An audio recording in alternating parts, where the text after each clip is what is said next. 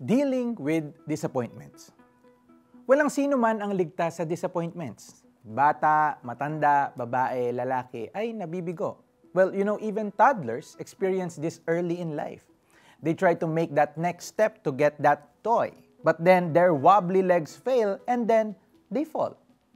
Ang batang umaasang makakapasyal sa arcade pero umulan.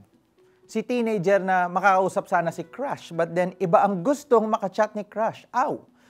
Si mami na gustong maka-avail ng piso sale ng airlines pero nag-down ng system.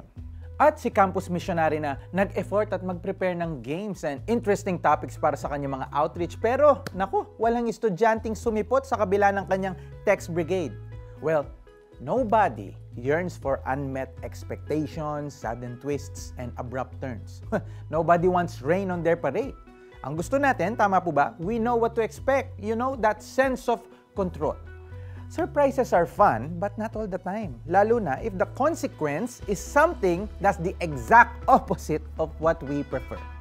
And because disappointments are inevitable, ang magagawa natin ay tanggapin po natin ito at ayusin ang ating reaction towards it. Una, isipin kung ano nga ba ang gustong ituro ni God sa atin in this situation. Instead of questioning God, let's try not to dwell on the bad feeling. Because sometimes, disappointments are just delays. Maybe God is telling you to wait.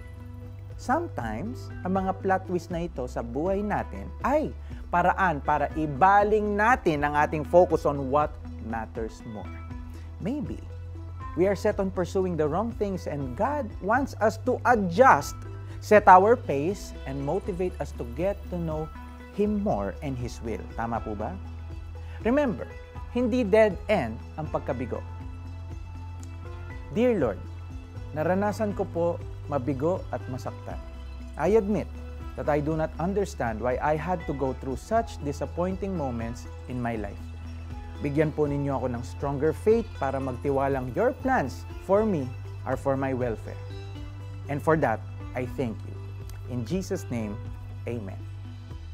Have you gone through a setback in your life recently? Paano mo ito hinarap? Ano sa tingin mo ang gustong ituro ni Lord sa'yo? Take time to assess where God is leading you instead. Ang lakas na pangako mo upang ako ay mabuhay. Ibigay mo't ang pag-asa ko ay hindi mapaparang. Awit 119:116. This is Jericho Arceo saying, God knows your story.